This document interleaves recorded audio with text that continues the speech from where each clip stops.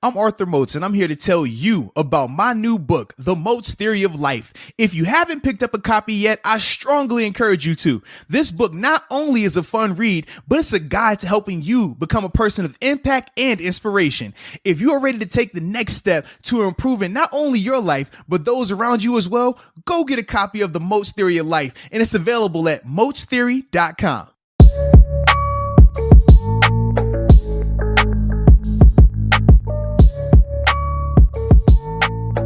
What's up? What's up? It's the Arthur Moats Experience with Deke. I'm Arthur Moats, and that's my main man, Deke. What's up, bro? Come on, man. You got that Pirates baseball jersey swag, taco meat extra official. Oh, baby. You always know, man. That gets me going. It gets me going, man. How things with you, though, man? I'm straight, man. Everything's good. How about you? I like it, man. Can't complain, man. Another day on this green earth, man. So always enjoying that element of it. And it's always dope when we get Steeler news, right? I mean, I can't help myself when I get this to start out the show with Steeler content. So with that being said, man, we had three guys get re-signed lately, man. Past 2 to 3 days, actually, these all have taken place in terms of, let me get his name right. Are you ready for this? I've been practicing. JC Hassenauer. Bro. Yeah. I think for me, his name's always going to be JD here on out. Do you remember what happened? No. What happened, man?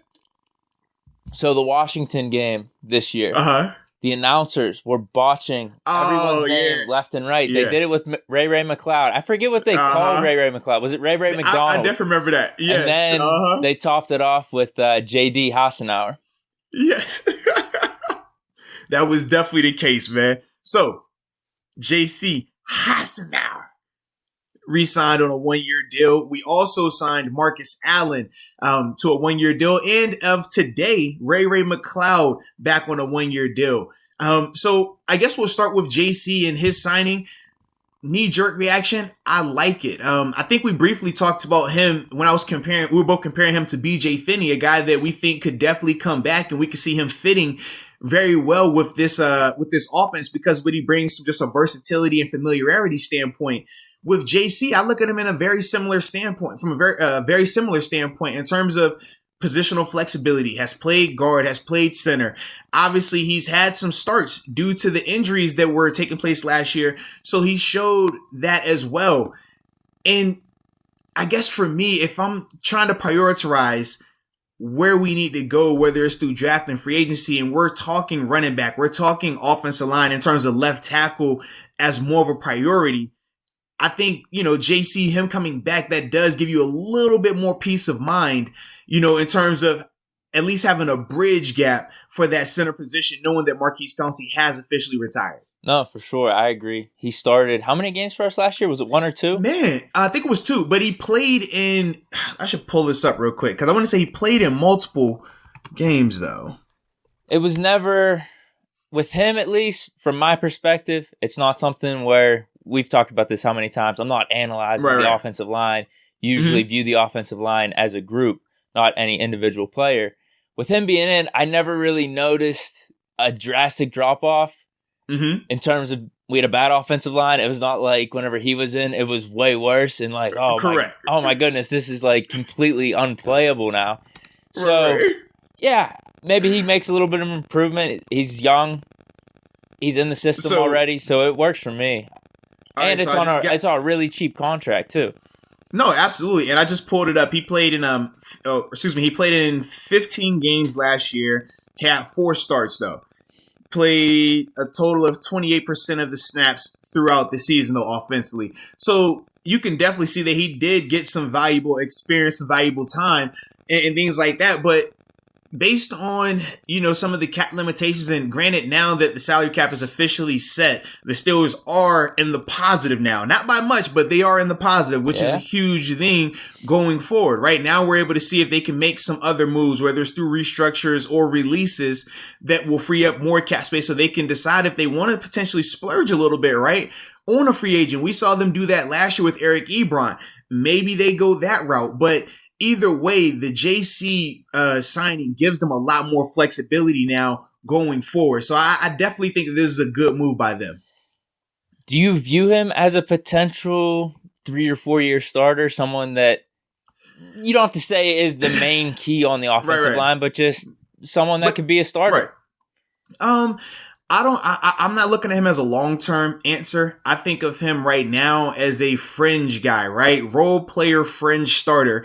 But because of the limited sample size, it's hard to say that he can be a legitimate starter, right? But that's the beauty of this season for JC. If you're JC, you have to tell yourself this. As it stands today, I am the starter at center because there is nobody else that can play center right now, right? But you know, two things are going to happen. They're either going to spend a little bit of money and get somebody through free agency, and you'll compete with them, and you'll know going in based on how much his contract is, if it's an open competition or if that guy is the starter. And then if they don't bring in a guy through free agency, you know, come draft time, if the first 3 rounds they don't take a center, well, then you know your mindset should be, I'm the starter. Nobody in rounds 4 through 7 should be able to come in here and beat me out. I've already had a year under my belt. If you're JC, that has to be your mentality because nobody's going to believe in him as a 16-game starter just yet because the sample size is too small. But he has to have that belief in himself, and he has to make sure that he's preparing right now for this opportunity because once it happens, you know how the audition goes. If he comes out there and they didn't, make any other moves along that center position and he is underwhelming, they will be quick to address it. Even if it has to happen during the season, there'll be a lot, it won't be, they won't have as much patience for him at that stage. So to me, like I said, I like the move right now, but it's more so because of the financial ramifications and everything else surrounding it and less about just that comfort that he can be the guy going forward for these next couple of years. If they don't address the center position in the first 3 rounds or through free agency, do you think that's more, I guess, more or less them just trying to address everything else as opposed to comfort with JC? That's a good question. And I think, honestly, if they do address everything else but center, it's solely because of their comfort in JC. Whoa. So that'll be interesting then. Like we could find out. Absolutely, yes. Well, it goes back to your point about if they don't bring in someone in through free agency or the first 3 rounds of the draft. But that I guess that could be that sign then. We're assuming they address the center position, but if they don't. And my thing is this. I said you literally have two guys that are directly in that same position right now. JC at the center position and Alex Highsmith at outside linebacker. We're going to know how the team views both of those guys based on the moves they make in free agency and in the draft. If this team, pays somebody, a substantial amount, nothing crazy, but a $5 or $7 million a year deal for an outside linebacker, they don't view Alex Highsmith as a starter next year. If they draft an outside linebacker in rounds 1 or 2, they're letting you know, hey, they probably aren't as convinced or as high on him as we think they are. I think the exact same thing goes for JC now. Now that he's under contract, you're going to know what they view him as. If they view him as a depth signing, expect them to be a little bit more aggressive in free agency start next Wednesday, right? Or expect them to draft somebody in one of those first 3 rounds that can play center.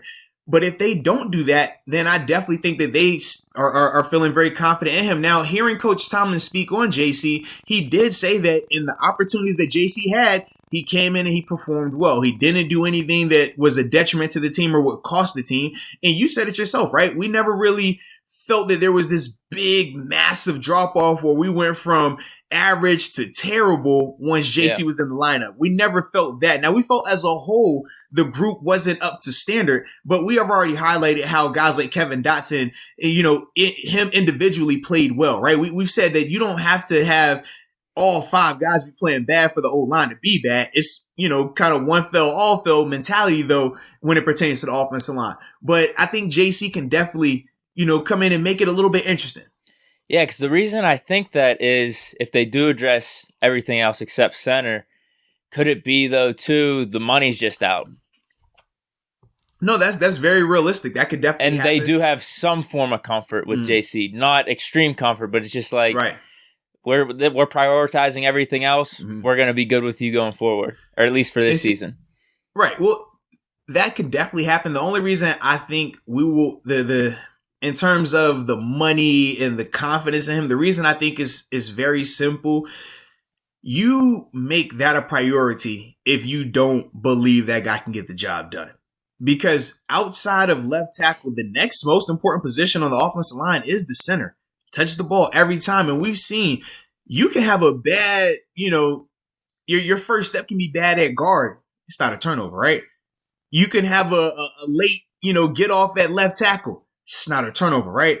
When that snap is bad, we've seen what that looks like. If that snap rolls on the ground, if that snap goes over a head, that has equal points in back-to-back seasons for us now. I don't think that if they aren't 100% confident that JC can get the job done, that they would allow themselves financially to be put in a situation where they can't, fix that. Gotcha. I just don't think that they would do that based on the moves that they've made, because we said quarterback was important, right? But they made enough moves. Obviously, Ben was a part of, just being more open to it, but they made the moves necessary to make sure that they took care of that position, right? Because we know how important, how significant it is. I think with center, they're going to look at it very similar to that. And like I said, if they're confident with JC, then yeah, we won't have to worry about them spending money like that. But if they aren't, I don't see a scenario where they allow Ben to go out there and play behind a guy like that they aren't confident with, because we know, as we've already highlighted, the importance of protecting Ben and how much that can mean to this offense in terms of opening it up so he can stretch the field a little bit more. Sure. Yeah, all in all, man. I think we both agree. Solid signing. Yep. Not too much to complain about. Absolutely. Now, the next guy we had to talk about, Marcus Allen. And shout out to Marcus Allen, man. Guest of the show, man. If you haven't checked out his interview, definitely do. And Deke, for the people that have been tuning in but they aren't subscribed, what are they doing? Deke, they gotta subscribe, man. Hit the subscribe button. I just thought about that, Deke. I like the drop in the middle of the podcast. Yeah. You know what I'm saying, man? We're just trying to grow a little bit. Just trying to grow a little bit. You know what I mean? But yeah, what are you doing? You're enjoying it. You're watching the segment. Sure. Subscribe. Yeah. It's simple. But with Marcus Allen, him coming back on a 1-year deal, he is very intriguing. And I'm excited about him for a couple of reasons. Number one, we know from a just style of play standpoint what the NFL has shifted to, right? Guys that can play in space. We're constantly talking about where can we find a safety that can play in the box, right? We're a hybrid type of guy. Marcus Allen is the hybrid. He is. And the thing that I like is not only do we know he can cover, we know he can go sideline to sideline, but even though he isn't built for it just yet, watching him in, his action that he had at inside linebacker, he was a guy that at least wasn't shying away from contact. A lot of times, we've talked about this before, when you take safeties and put them in the box, some guys just physically don't have that. They mentally don't want to be like that, right? They don't welcome contact. They try to avoid it at all costs, and it can put your defense in a bind. With Marcus, though, when you watch him, he's not shying away from it. Now, granted, like I said, he's not big enough right now to really hold up in there on a down-by-down basis, but the first step is mentally having that desire for contact. So seeing that makes me believe that, okay, what if we put more weight on him? What if we got him a little bit stronger? Could he continue to evolve in that role? I think that he can. And that's the thing that, like I said, just makes it so intriguing. Now, I don't know if he will try to bulk up a little bit more, but since last year when they officially switched his position, I just think, man, he has a higher ceiling as an inside linebacker than he does playing safety right now at the NFL level. And he reminds me a little bit of Ulysses Gilbert, right? A guy that we were all high on, very athletic, but hasn't really materialized, right? He keeps, dealing with the injury bug here and there, and that's really kept him out the lineup. When I think about Marcus, I'm like, he's been healthy, he's been available, has a more extensive coverage background. I just think that he makes it a lot more competitive, whether he materializes into a starter or not, if he's just a depth guy. But either way, I think that was a good move by the Steelers to retain him. And this was $1 million. It's just like JC, not a lot of money. Yep. Mm-hmm. And I like the upside too. This is something I've talked about not only with Terrell Edmonds, Antoine Brooks, but also Marcus Allen when he started to get some playing time last year, because I love it in like Madden. And like you said, just even with how the NFL is moving, I think it really makes sense for an NFL team to add either like a hybrid safety or have an inside linebacker that is more athletic. Just think, we had Devin Bush and Ryan Shazier, so we obviously realize this as well. Now, I don't know what happens with Vince Williams. Like, do you think, like, I got two questions. Like, what do you think in terms of him gaining weight? How long of a project is that? Do you think that's this offseason where he could go down for down at that inside linebacker position, or is it more of like a 2-year thing? No. Honestly, and this is something that I'm sure him and Coach Tom would have talked about during their exit interviews in January, right? So if they decided in January, listen, we want you to be fully committed to inside linebacker. I want you to gain 5 to 7 pounds this offseason. You don't need a ton more because, like I say, he's already in the ballpark of being an inside backer. That extra 5 to 7 just gives him a little more girth, right? A little, so when those guards are coming up on him, he can hold his own a little bit. That's all you're looking for right now.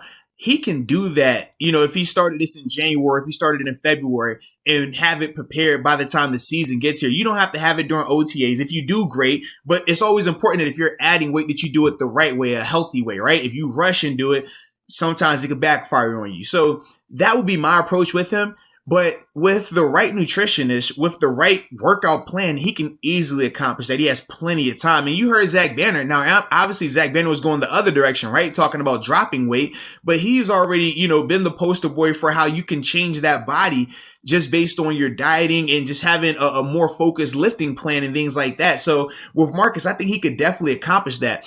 But his ceiling, man, as an inside linebacker is very high because of what the NFL is right now, man. Well, what's interesting, what you said about him wanting to tackle and be physical, that's one of the things we've also talked about too with guys that are on more the leaner side or are just more the safety prototype moving to the inside linebacker. And I forget, how did we feel about him whenever he played during the season? I don't know if you watched as much tape on him or not, because that was one of the things I was hesitant on with him coming back and playing that inside linebacker because you talked about you got to want to hit. But if you're saying that that's the case with him, the more you've watched the tape, then it goes back to everything you said. He's really intriguing then. Yeah, because for me, I watched, obviously the Bills game was, I think, his first start. Yeah, that would have been his first start because that was when Vince was still out. And then he got time. Did he get some time with the Bengals? The Bengals game. Yep. So we saw little flashes there. For me, sideline to sideline, man, it looks like it's supposed to look. He looks fast. He plays fast. Open field tackling, it looks like it's supposed to look. He can make open field tackles. When it came down to just the run fits and stuff like that, that was the part where I expected him to struggle, and he did. And when it comes down to when you play in Buffalo, remember what Buffalo decided to do, right? Obviously, they worked Stephon Diggs a lot more in that second half, but they also started to run the ball more. And they started to make they had him no have problems, right. And they started to make him have to take on guards, centers, play after play. That's not what he's built for. So even though, and even in that sense, the reason why I said it was still, I liked it was because he never turned down contact. Yeah. Now he was the nail a lot more than the hammer, meaning he was on the receiving end of the blow instead of delivering the blow. As a linebacker, you want to always be delivering. You want to be the hammer, not the nail. He was the nail a lot of times, but that was more so, like I said, based on his physical stature right now. If you ask a former safety to play linebacker and he's not, he hasn't did the body transformation like a Mark Barron type, right? You're going to see those guys struggle when it comes down to just playing solely the run. And that's ultimately where he struggled at. But as a whole, I feel like you can fix that. I feel like you can definitely fix that. And not only can you fix that, I'm also going to lean more towards my interior D lineman. I'm gonna talk to Stephon Tuitt, Cam Hayward. If Tyson Alualu does return, I'm gonna talk to him. Carlos Davis, Isaiah Buggs. Hey man, if those linemen are leaving y'all single blocked, that means it's your tackle for a loss. You can't be single blocked as a 3 technique or some of these interior guys. Like that will be the message that I would be pushing it to them. And ultimately that would help Marcus as well because those guys wouldn't be so quick. The offensive line wouldn't be so quick to come up on him knowing that, hey man, this dude Tuitt is dominating us when we single block and we have to use 2 to account for him. It changes things for him a little bit. Chances he could be a starter, even just coming into the season or in general, like a Devin Bush, Marcus Allen combo. I don't think it happens. I think for this team, they're either going to bring back Vince Williams and he'll be starting opposite Devin Bush, or Vince becomes a cap casualty, which is still a possibility right now. And the team goes out and either finds somebody in the draft early on, which we know this team will do. We know how they love their linebackers.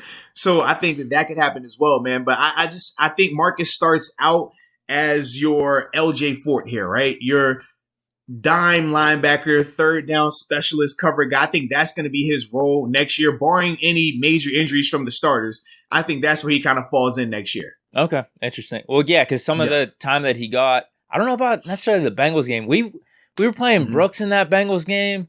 Yeah, we were doing some weird formations, but in the Bills game, I think that was due to a lot of injuries. So I think you're right with that. If we're healthy, maybe we make some signings. Maybe he won't get the greatest opportunity this year, but you never know. I guess you never know. Yeah, I'm trying to see. I was actually trying to look to see how many games he actually appeared in last year, man. From a defensive standpoint, at least. And I think you're right. I don't remember him getting burned at all in coverage at all.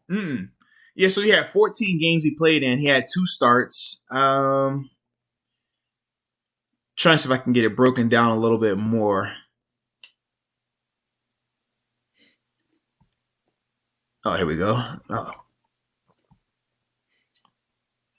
Shout out to this pro football. They got the pro game football logs. They got the snap by snap. Absolutely. You already know I'm going there. I need to see your offense, defense, snap percentages. There we go. All right. So let's see. In the game versus Baltimore, he got some action.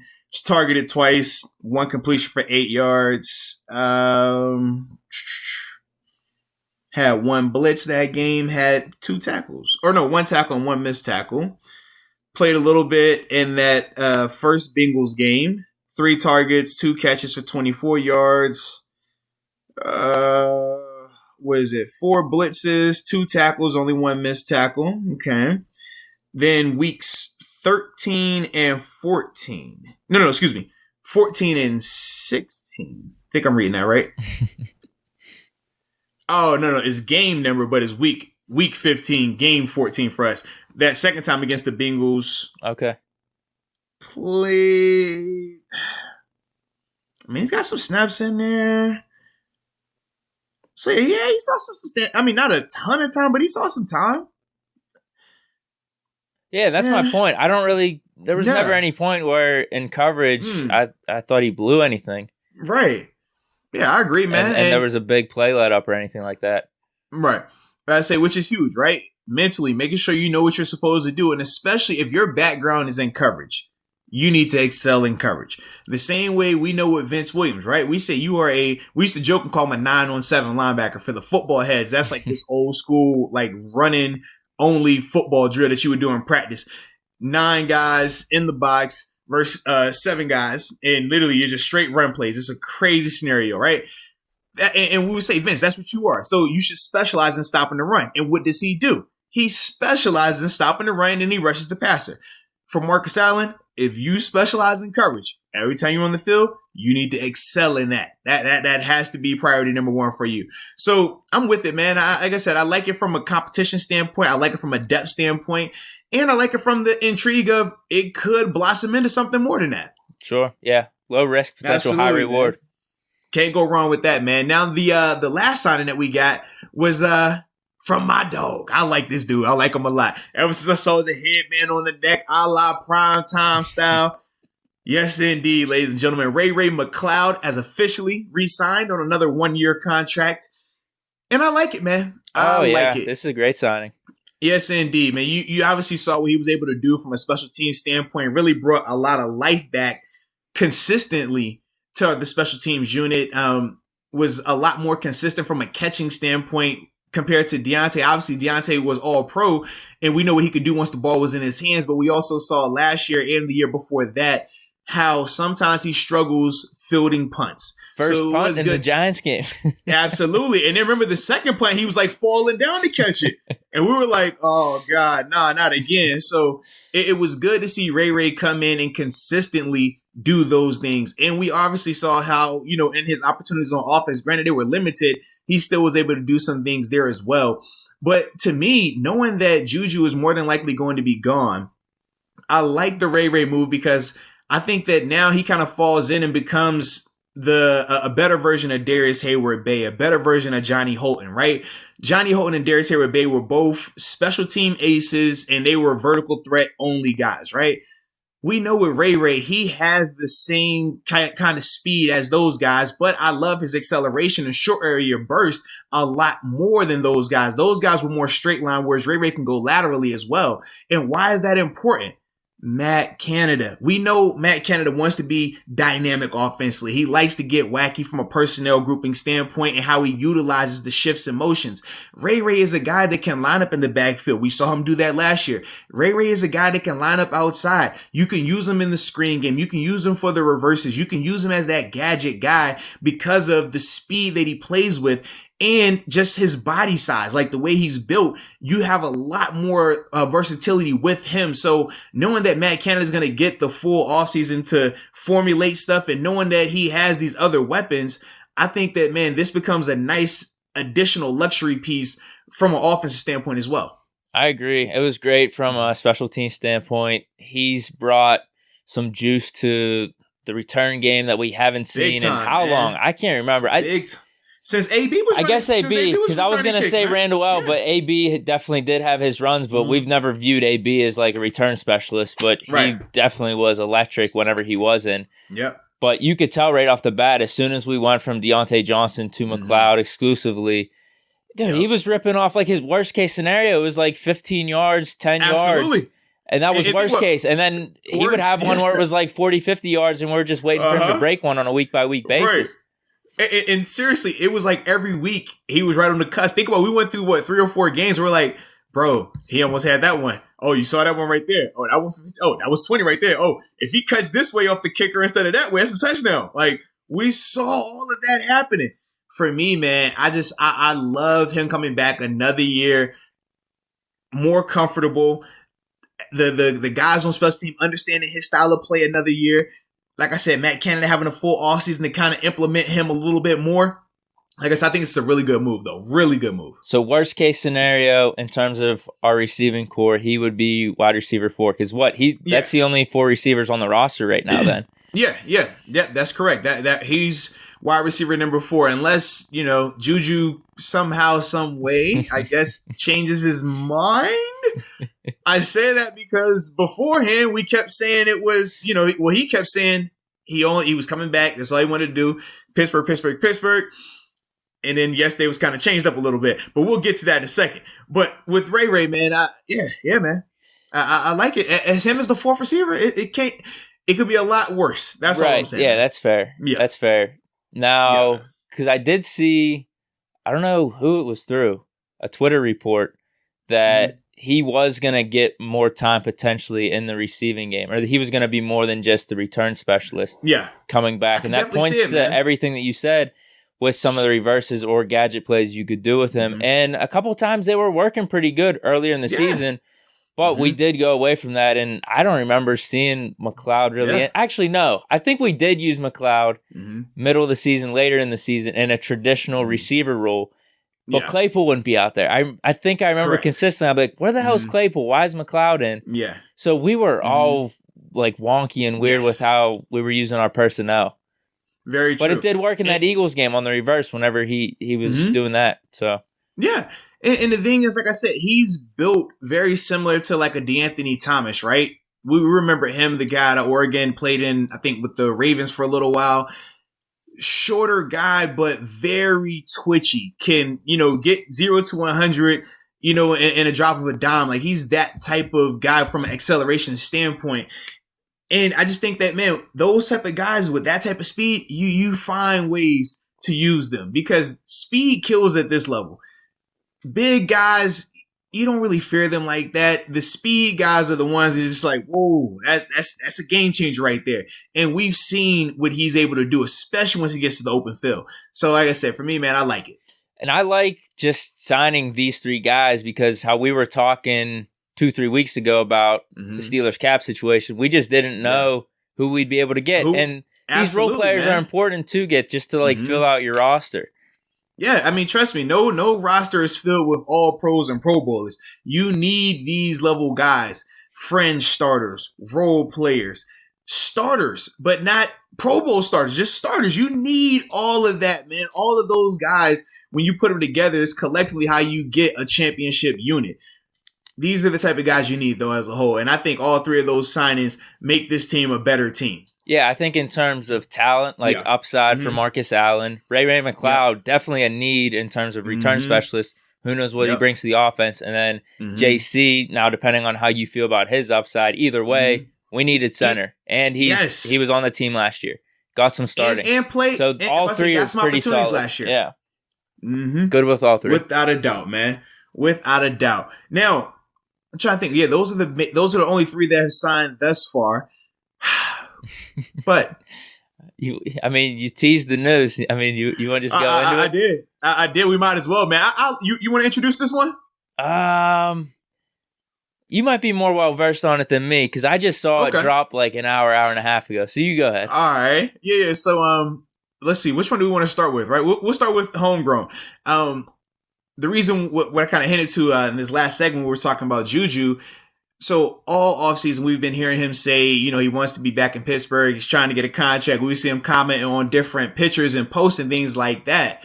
So apparently last night he was doing a Twitch live stream and, comments are being made about does he think he's going to come back? Is he going to stay? And things like that.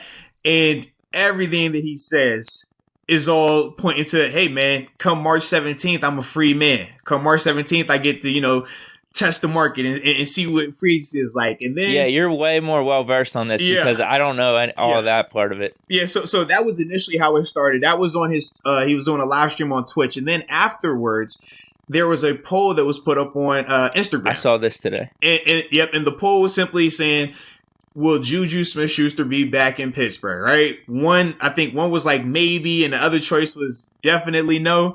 He votes definitely no. Obviously, on social media with Instagram, you can pull up who votes in your account. And you see Juju Smith-Schuster verified account with the not a chance vote in terms of him returning to Pittsburgh. So obviously, since then, that has been the new thing that's being talked about in terms of, well, wow, man, like he's been saying this, but is this truly how he's felt this whole time? Or is this, what it's become because he hasn't gotten a contract offer and things like that? Well, dude, not just any Instagram account, Sports Illustrated. It wasn't just like some random ass fan account. They tagged Juju. They tagged the Steelers. I think they tagged a couple other teams like the Chargers or something. Yeah. So for him to respond to that, you knew the media was going to run with it. You know exactly what you were doing when you did exactly. Yeah. So that's you were trying to send some type of message. So that's why now people are like, well, hey, maybe he wasn't as genuine early on when he kept saying these things when, me and you've obviously talked about it ad nauseum about, man, you can make so much more money on the open market, but yet you continue to tell people that, hey, you want to stay here, you want to stay here, you want to stay here, as if you don't care about the money element of it. And we've obviously had people that continue to bring up, well, man, maybe he doesn't care about money. Maybe he is going to come back, man. It's not always about money. But for me, man, knowing these guys at this level, this is more job than just how fans view it, if that makes sense. Because from a fan's perspective, you have to think, like, you grew up watching this team. This is the only team that you've ever loved, ever cared about. For the majority of the players, though, if you poll each team and ask them, hey, did you grow up a Steeler fan? Did you grow up the team that you're playing for? Did you grow up a fan of them? 95% of them are going to say no. So the way we view it typically is this is my job. Now you can become passionate about it and you can love the fan base and the organization, but it still doesn't outweigh the job element. And with every job, we know what? We work for compensation. If you want to work for free, well, you can go work for free and you can be loyal to that company. But I can assure you, as we've highlighted numerous times, if Target is offering you $25, Walmart's only offering you $7, you're not going to stay at Walmart because you just love their brand so much. You're going to go to where you can get compensated. So with Juju, it's like, man, we understand what you're going to do. We understand what you need to do because that's what you're supposed to do. You work to get paid. You've played yourself to this nice contract. Go reward yourself, right? Go get what you worked for. There's nothing wrong with that. But to me, it comes off a little bad right now because of everything you were trying to do on the front end. It makes it look just a little bit empty in terms of the things that you said on the front end of it. That's the thing from an optic standpoint, from my perspective. Could both things be true, though? Maybe he really did have those sentiments, and then maybe something over the past 2 or 3 days tipped him off to where it doesn't look like the Steelers want me back, and now he's coming out and saying this type of stuff. Well, this is my thing, right? So Ian Rappaport, he definitely went on, I think it was actually right before we came up here, and said that, man, the Steelers have said that they still want to bring Juju back, and they're still trying to find ways to bring him back. So this is recently. This is today. Yeah, this happened right before we got on. Absolutely, yeah. So I saw that, and I'm like, all right, well, Rappaport said that the team is still trying to figure out a way to get him back. So it couldn't have been that tipped him off. Now, depending on how you view Ian Rappaport, that's how you could take it. But based on what he said, because we're all just going off of what everybody's saying right now, right? So we got directly what Juju said last night. We got directly what Ian Rappaport has said. And unlike the Ben scenario, we haven't heard the organization come out and do a press conference, right? In terms of Kevin Colbert, Mike Tomlin, or Art Rooney, in terms of how they want to address the Juju conversation, right? We just haven't heard from them. So this is where we are right now. So based on all those variables, it's hard for me to kind of give them the benefit of the doubt right here, because you knew. This is not like you didn't know how much money you would be worth come open market time. You knew this back in January. We've all told you this. And we said it was almost like he was going out of his way to make that the narrative, right? Versus just letting it happen. Think about Cam Sutton and Mike Hilton. They haven't said anything like that. You think both of them aren't going to get paid, whether it's in Pittsburgh or elsewhere? No, yes. Mike Hilton's been pretty straight up. He's like counting down until free agency. Well, because what Mike Hilton, he knows, like, hey, I have a substantial contract that's going to be waiting on me somewhere, right? But Cam Sutton, there we could talk about him. He's another guy that's going to get paid, whether it's through free agency or here in Pittsburgh. He's not doing a lot of the, man, I'm trying to be, I'll take less to come here. Like, he's not saying that either. So I just don't understand why Juju felt the need to just, force feed that narrative of, man, I want to be here. It doesn't matter. I don't care about money. I don't care about all this other stuff. Like, I want to be here. Like, we understand this is the nature of the business. But by him doing that, I'm not saying that it's right, but people will look at that as him kind of being, a little misleading. Juju does have the followers, the subscribers, more in the limelight than Mike Hilton and Cam Sutton. So maybe he felt like he had the need to be, I don't want to say stringing people along, but giving people that comes off though, right? Giving people updates on the situation. I mean, dude, you got to think with how many, like, just not necessarily the players, but people that are around that age. If you are popular, you're always trying to keep your fans updated and about the storyline and whatnot. But I get what you're saying 100%. Like, what if, man. I mean, you think he knew just the whole time the Steelers were going to either lowball offer, and then that's what I'm saying. Maybe in the last 2 days it came to him. They're like, hey, this is the Steelers' best offer. And that's when he realized, like, oh, man, I'm not doing this. Maybe he thought the Steelers all along were going to give him a little bit more. But this is my thing. How could you have thought that? Based on before Ben's restructure, right? Or not even restructure, before they just gave Ben his new contract, they were already going to be in a hole. So where did he figure that, hey, man, I'm going to get my money in here, knowing that the money that is left over is going to who? Number 90 on defense. He's taking all the money. All right, so we know this. And then after him, it's Minka Fitzpatrick. That's the biggest reason why Bud Dupree has to leave, right? So that's what I was trying to figure out, like, where or when would he have thought that, man, I'm more of a priority than those guys? Because that wasn't going to be the case. And that would have been the only way that this team, from my perspective, would give him the money that he deserves, that he earned. I just didn't see that happening, man. And you could say the receiver market, too, maybe now has definitely decreased that value. Because there are a lot of receivers. We can get into that in a little bit. There are a lot of solid receivers out there. And if you're talking about the Steelers right now with Claypool, Deontay, if those are our top two receivers, we have James Washington as our third.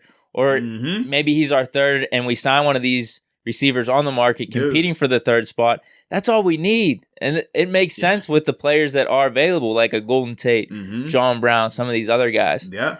And we've already seen where, and one of these guys on that list has already said that he is very interested in coming to Pittsburgh. No, definitely. I'm just trying to think if I had anything else with the Juju situation.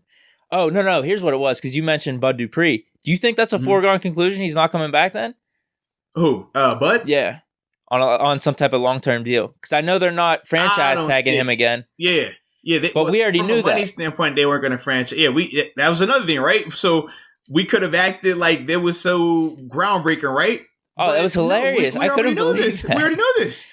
So that's why when it comes to the Juju, I'm just like, isn't this the exact same scenario? We already knew this. That's Juju, like, so you're saying Juju's the one that's changed throughout all this?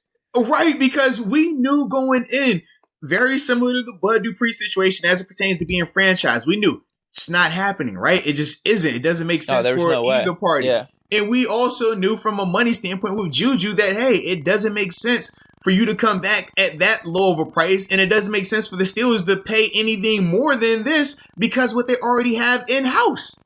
So it was all like that's the thing for me. I'm just like, he never had the need to communicate that and continue to reiterate that when that was already noted. It wasn't like something that was new or just, materialized over the past couple of days. This has been the scenario since the beginning of last year. We knew this. We were talking about it when we drafted Claypool. Yeah, exactly. We said it makes perfect sense because Juju's going to leave. You bring in Claypool. There you go.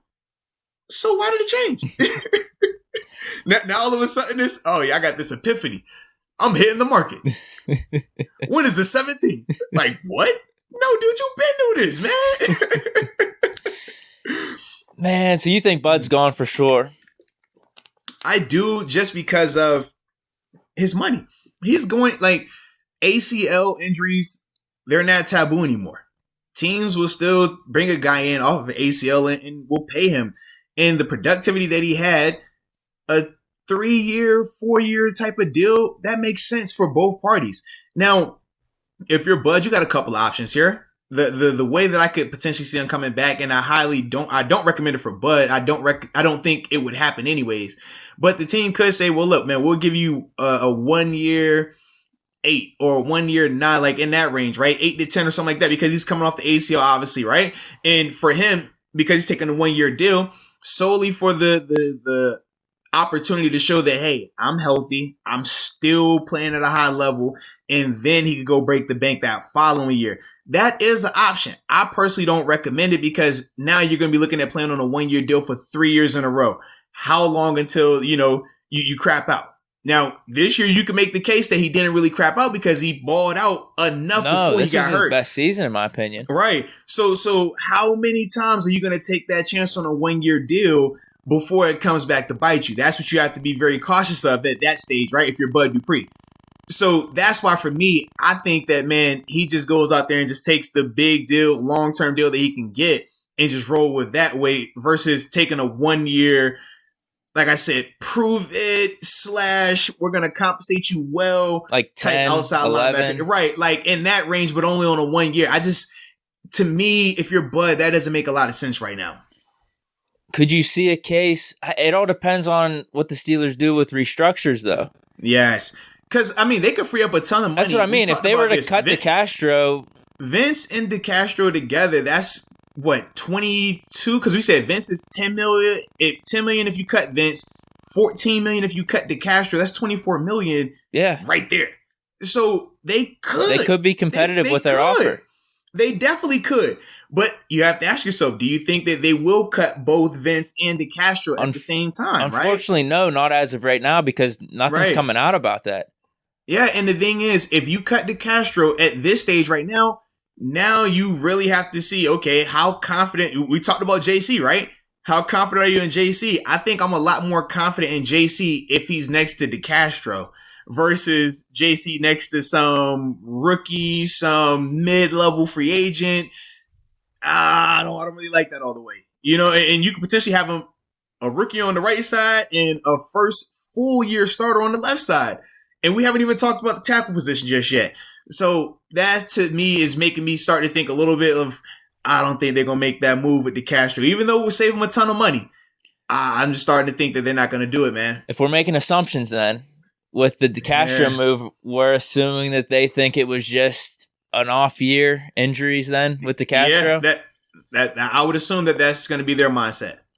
And then we wouldn't have to address guard. Yeah, that gives you a lot more flexibility. Now Dawson that's and one DeCastro less as our two starters. So that's one less place you have to look, right? Obviously, you could bring in guys. We talked about BJ Finney. He could come in and can compete at a guard spot potentially. I like any of it, right? I'm not a fan of just handing JC or Dotson the spots. I've already told you that numerous times, right? What do you mean? I want them competing with someone. I don't care if they're as good as they're supposed to be, they'll win, so it shouldn't matter. But either way, I'm not a fan of just handing over the keys to unproven. Like, I've seen a sample size. It wasn't the largest sample size, though. That's my thing. Just make me right. Prove that I'm right. That's it. Would it be possible through cornerback restructures, Hayden Nelson, and then maybe Vince Williams as the cap casualty? How much would that free up? Would that be enough to be competitive with Bud Dupree? But does that mean we don't sign some other pieces like potentially a third wide receiver, backup cornerback or not? So I don't know. Well, yeah, because that's the thing. I mean, you talk about restructuring Joe Hayden and Steven Nelson, but if you're this team, I'm sure that they would rather do business from a cost effectiveness standpoint with either a Mike Hilton or a Cam Sutton than Bud, because we know Bud, that's going to eat up a ton. So instead of just solely putting those eggs in the 3 or 4 Bud, years, that's right.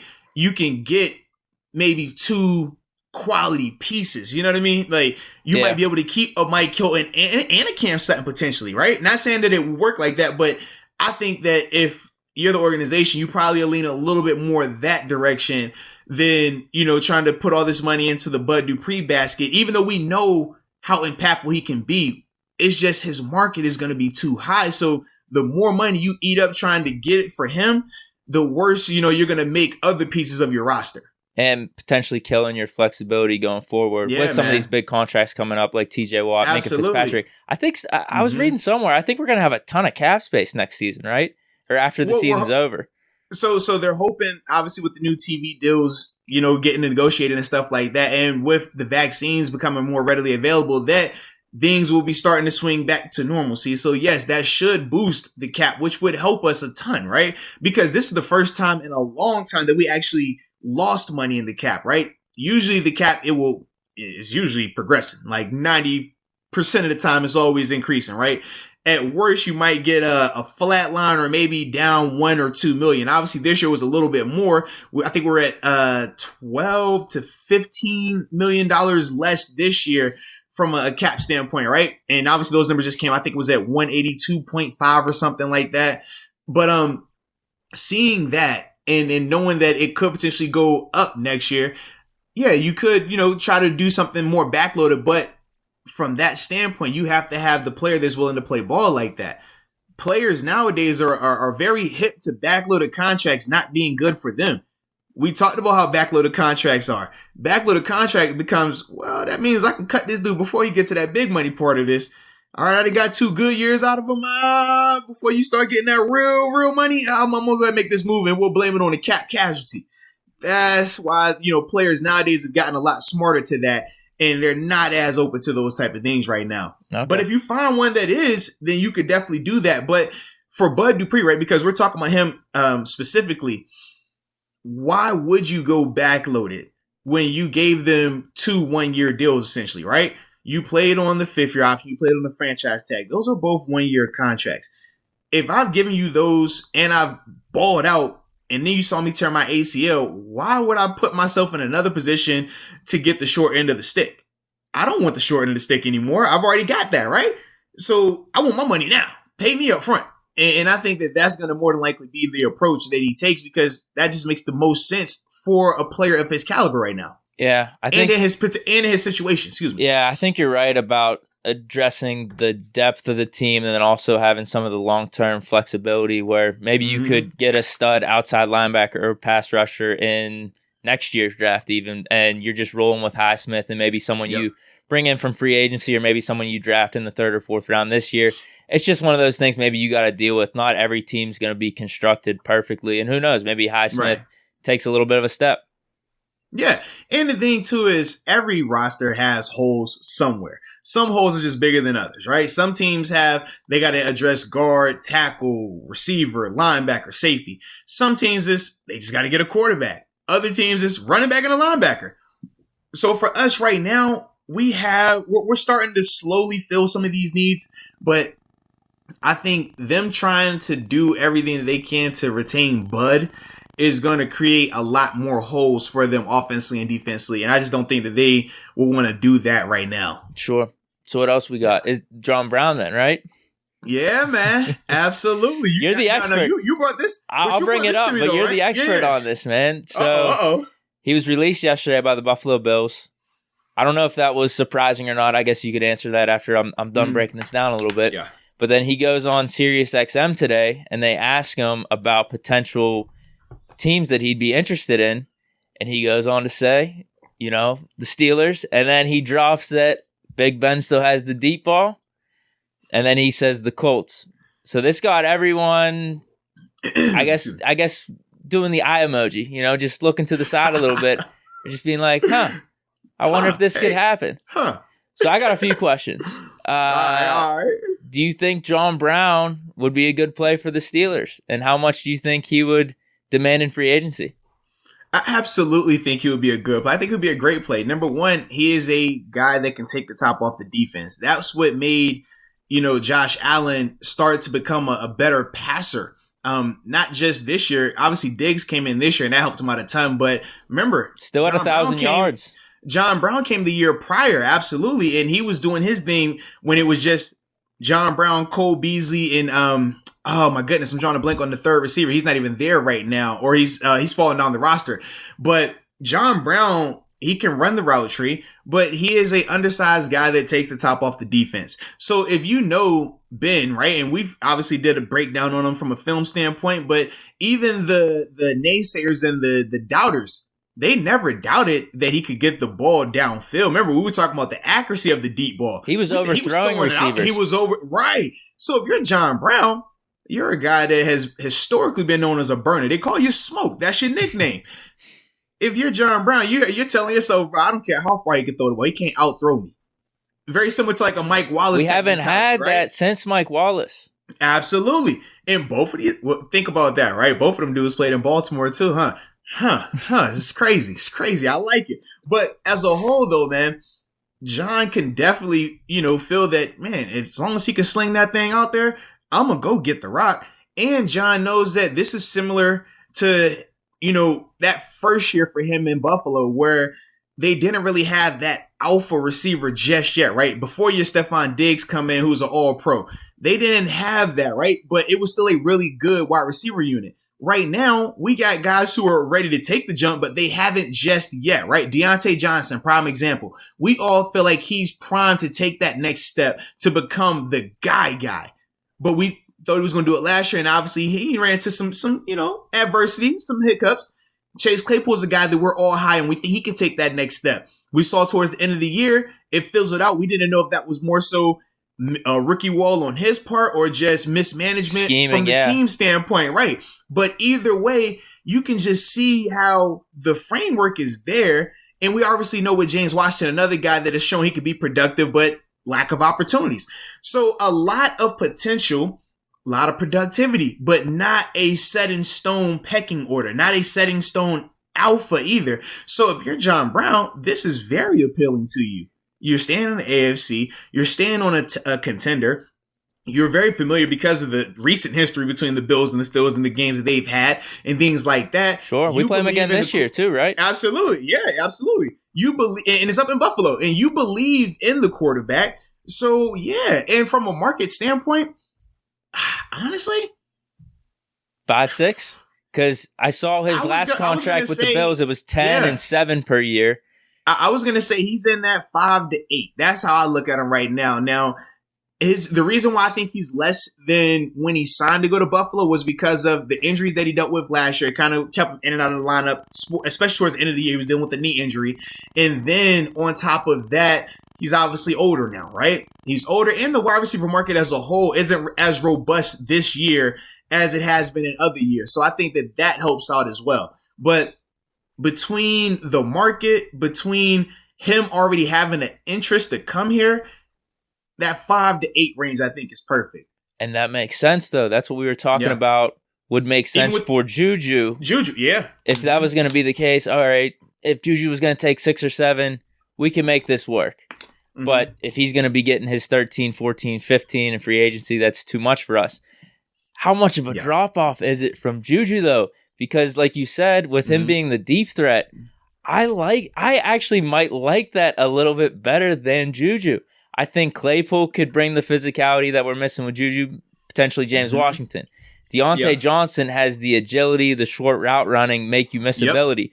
We don't have that deep threat over the top kind of guy. Off the defense. And I talked about this a little bit in the middle of last season. It's not like Claypool's not a deep threat, but there is a difference between the guy like Tyreek Hill and Mike Wallace. You just send him on a vertical or send him on a deep post than someone that's maybe on the outside and making more or less combat catches.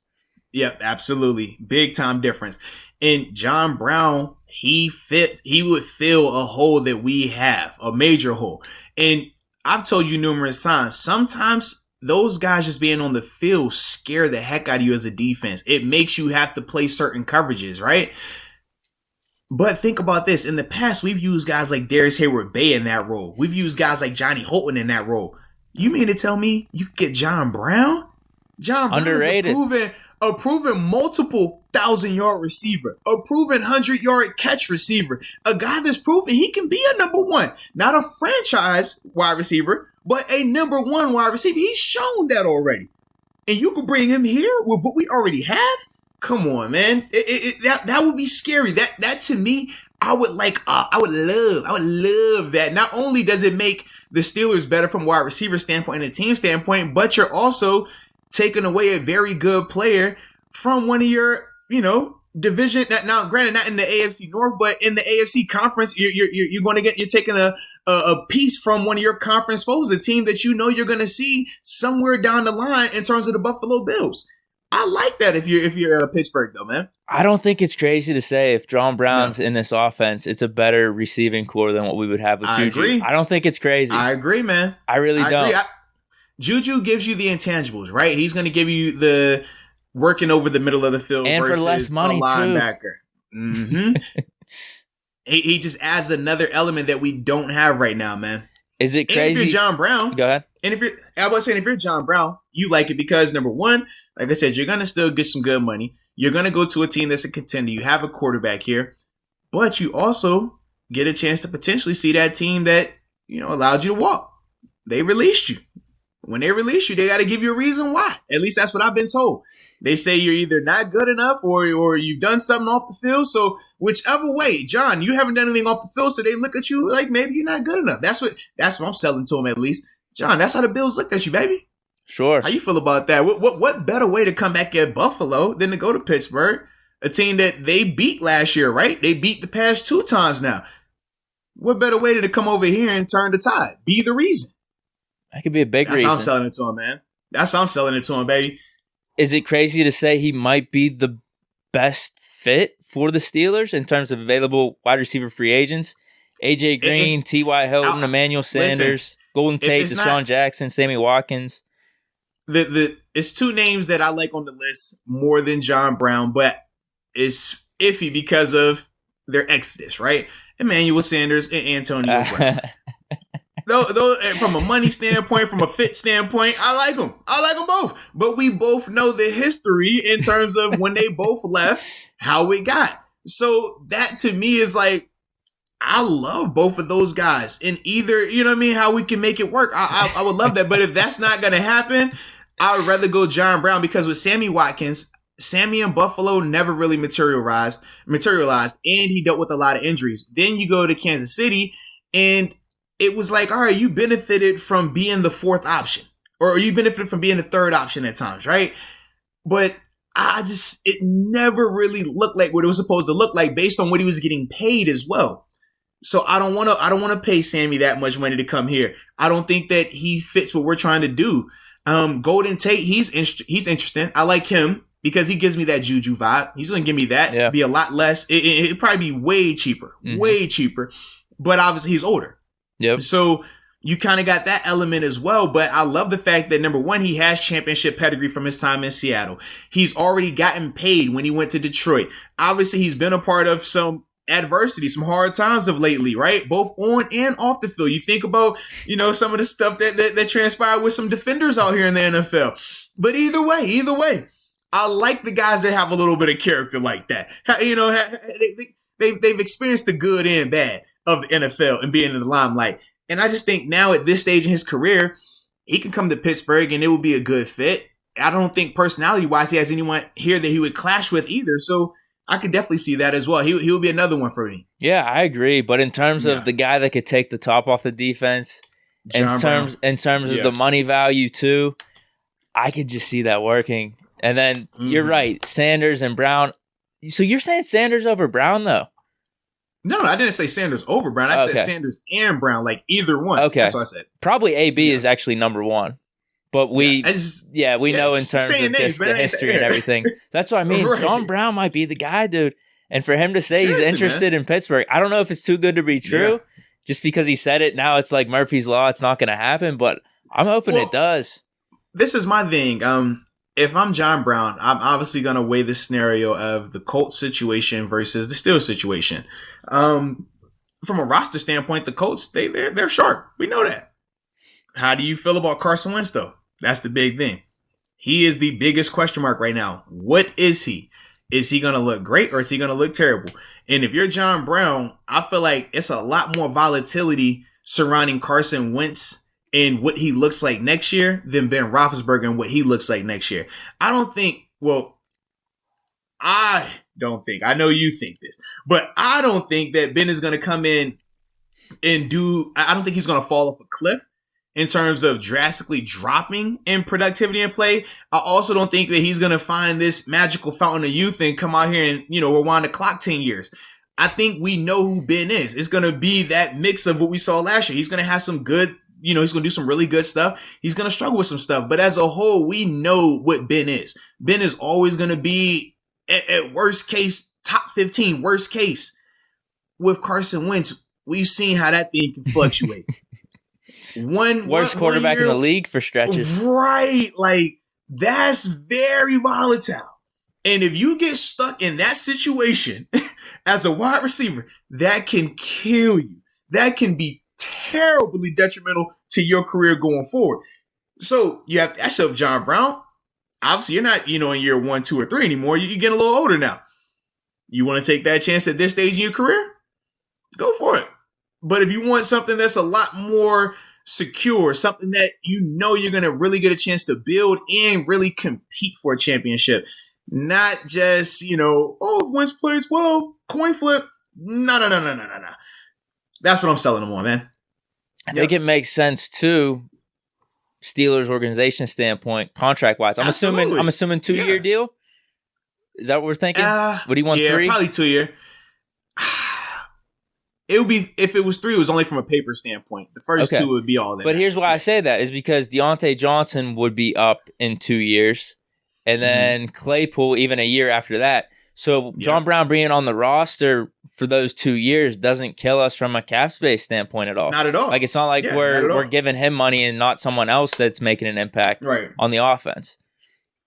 And then if we draft a running back too, same thing. Like, we're not paying him for another 4 years. So like this contract, so you're good. It could be decent market value, like you said, between 5 and 8, but that's not going to kill us at all. Not at all, man. So, like I said, it makes sense, I think, for both parties here. It makes sense if you're John Brown, if you genuinely do want to come here and you do believe in Ben, because that's the big thing. If he believes in 7, then he'll come. If he doesn't believe in 7, right? Or if the money and this is the reason I say if he believes in 7, because I think money-wise, you think we can make it work for sure? Absolutely. I think for what he's going to sign for, wherever he signs, I think we're all going to look in there and say, we could have definitely done that. Okay. So I think it's more so going to be who he feels gives him the best chance to succeed. If he feels it's a Big Ben in the Steelers, or if he genuinely believes in Carson Wentz in the Colts offense, you know what I mean? Or if there's some other team that he's considering or might come in the mix later on, that could play into it. But I think that's what it's going to boil down to for him, because I just don't, he's not as his market isn't going to be as volatile as Juju, right? We said with Juju, some teams are going to view him as a number one. Some teams are going to view him as a number two.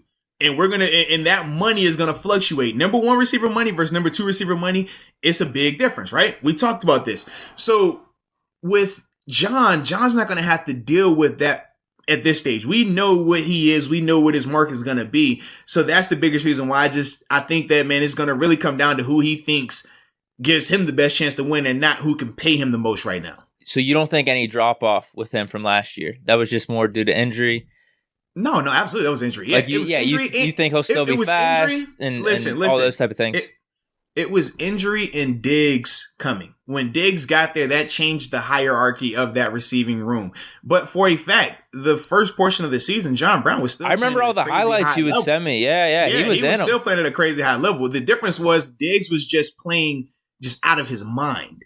And it made people kind of forget what John Brown was doing. John Brown, even when he came back and was dealing with the injuries, he was still scoring touchdowns on bombs. He was still catching deep shots, and you would see him hobbling off to the sideline after catching a 30-yard pass, after catching a 40-yard pass, after taking a screen 30 yards. Like, you would still see it. So the speed has not left. That's still there. And I think he'll be, a better version of himself because he'll be 100% healthy now compared to at the end of the year where he was still coming out there while he was injured and banged up, which everybody does towards the end of the year.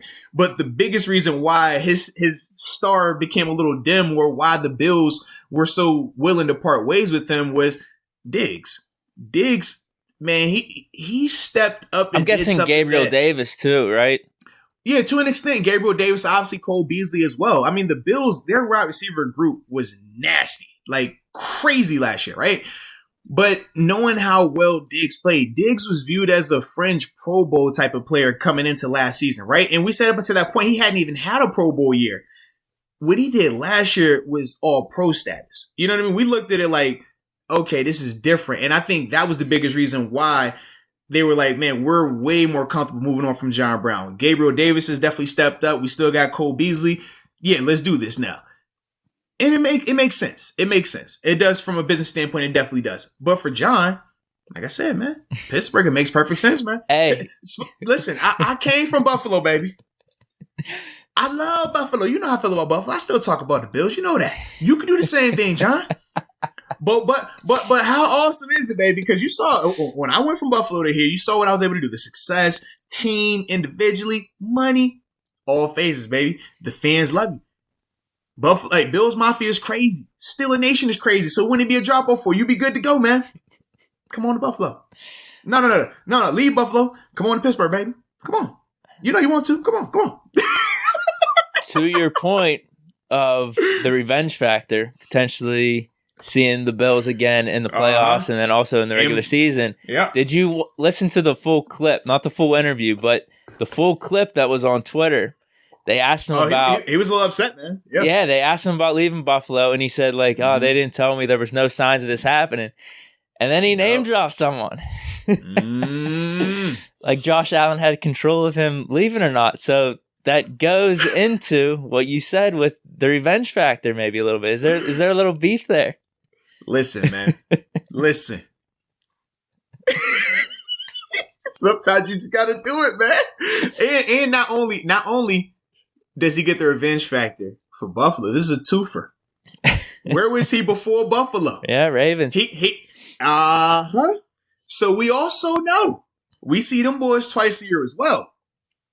What's up, John? You get a chance to not only get back to the Baltimore boys, won't like any of them, but then you also get to pay back, the Bills for, that exit. And since they didn't give you the decency, to let you know ahead of time that they would consider a relationship, you should take this 100% personal, John. You should be upset and you should come to Pittsburgh and take it on everybody.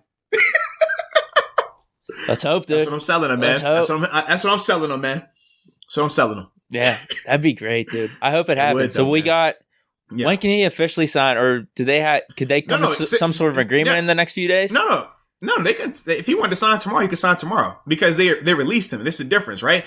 As long as they officially released him now, and I believe it's official now. But as long as they've officially released him, he's good to sign whenever. It's the guys that are still under contract, like Juju, James Conner, they have to wait till the new league year starts. Mike Hilton is another one. They have to wait till the new league year starts Wednesday, That's March 17th. That's why J.J. Watt was able to sign. Right. Yep. So as long as they've released, they're not under contract. They're just can sign right now. They're free agents right now. Everyone else is becoming free agents once their contract ends when the new league year begins. Okay. Yep. Yes, praying indeed, that it man. happens, dude. That would definitely make man. the Juju loss not even feel like a loss. That would be awesome. I would be very excited about that. Trust me, I'll be very excited. All right, man. So we're about to wrap this thing up, but we got to talk about these pins, huh, baby? Oh wait, let's go pins. And shout out to your boy Jarry. I see your boy doing his thing. He might be the GOAT. The GOAT. Whoa, Lord, that's what we're going now. It's just what everyone's doing these days, dude. Lord. Someone has a good game, you call him the GOAT. I know. It kills me every time. I'm old school. Old school. You know, I got a birthday coming this weekend. Boy, I'm man. I didn't even think about it. I almost forgot. 33? 33, man. Absolutely, bro. It's that Pippen year, right? I don't know who else was 33 that was dope. What is that? Larry Bird. Obviously Bird. I'm trying to think football. Was it Isaac Redman was 34. Boy, I know you ain't with the Isaac Redman, man. You gotta stop this, man. You better stop. Yeah, man, but it's that 33 year coming up, man. So I'm definitely excited about that. But shout out to your boy Jarry, man. Shout out to your boy. He was doing his thing. In the words of my hockey heads, he stood on his head in that third period with under 2 minutes left when the Rangers kept shooting. I'm just like, oh God, oh God. Bro, like some of the saves you were making, I'm just like, yo, this is you're on one right now, bro. He was. That game should have been a shutout. John Marino is the one that scores on the on the Penguins 2 times, hits off his skate. Unreal, man. And unreal. I actually thought there was a chance that the Penguins could lose that game, even though from my standpoint, I thought they dominated the Rangers, especially in the first period. Yeah. They had like 5 or 6 awesome chances in the first 10 minutes and then couldn't leave with a goal. And then all of a sudden the Rangers score off that fluky thing with Marino. And I'm thinking, how the hell is this happening? But then the Penguins get back on track, get a couple goals. Yeah. And then Jarry just completely balls out at the end. I thought that game should have been like 5-1 or like 5-0, but it doesn't matter. They got the win in regulation. It's just good to see how the Penguins are playing, not necessarily the score at the end of the day. It's great getting the win in regulation, but it seems like they're playing a lot better, man. It was the Rangers, but consistent. It is what it is. Well, shoot, we said it's the Rangers, but you think about how many times they played the Rangers and how many times they've had to come from behind against this Rangers team. They've trailed, I think they played these 5 times now, and they've trailed, I think 3 or 4 of them early on have had to come back to win these games. So seeing that element of it, I don't even, downplay it as it's just the Rangers, because we talked about this also on the previous podcast. We never really know what Penn's team is showing up. Yeah. We feel like on paper, this should be a win. We said they got the Rangers 2 nights ago. They got the Sabres tonight. We were like, oh yeah, these are games that should be wins for this team. So far, so good. But they got to continue to make it like that, right? It's only a mismatch if they make it a mismatch. But it was definitely good to see Jarry play the way that he did. 33 saves? I mean, I feel like when he's out there, man, it's especially during this 12 game, because they're 11 game stretch right now, because they've won, I think it's 8 of the last 11 games. During that span, his play though has been a big reason why they've been winning these games. And we talked about it a little bit with Casey, right? The other 2 nights ago or 2 episodes ago, when we said, man, him playing a lot better has made that team look better.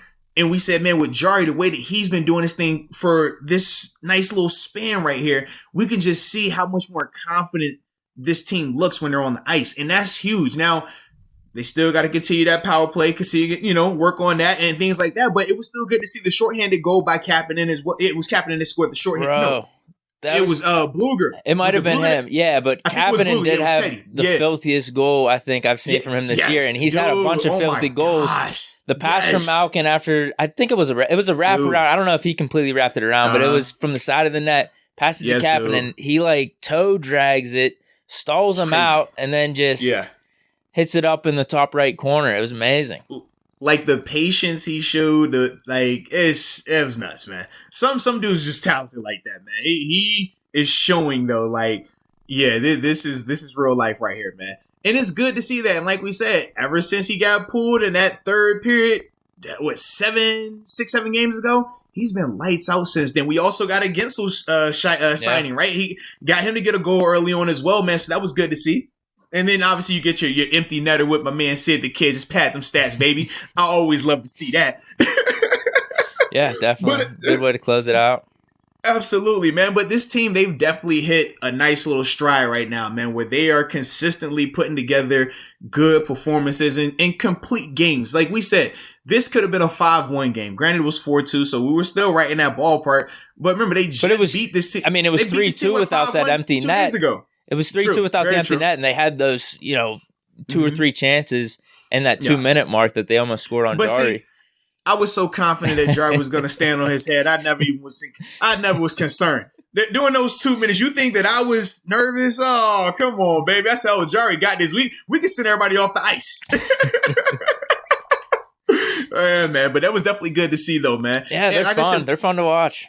They definitely are, man. It's that fast-paced action, man. You can never go wrong with it, man, the way that they're doing it. And I'm liking the jerseys that they keep rocking, too, man. You feel me? When they do some of the different color, I'm like, yes, thank you. Make it exciting for me. Yeah, they do. They have a really nice mix of jerseys. They do, just man. Not even. I tweeted out even past and present, like, bro, you think the Winter Classics that they've had, a couple dope ones in the blue, the '90s, the Robo Penguins. Gosh. The Stadium Series ones, like the Snoop Dogg one with the Pittsburgh. Yes, dude. They have some badass jerseys. Yeah, I'm loving it right now, man. I'm like, not only are y'all playing well, but you're looking good as well. So that's a complete story for me. I can't complain one bit right there, man. No, definitthey not. Is that all we got? So I think it is, man. Hey, hopefully they get the job done tonight against the Sabres, man. So let's go Pigs. Yeah, for sure. If they get the dub, it's a sign that we get John Brown. It's Pittsburgh, Buffalo. Absolutely. And it's that fun time of year, too, where you're getting important hockey. You're also getting NBA, big-time NBA action still going on.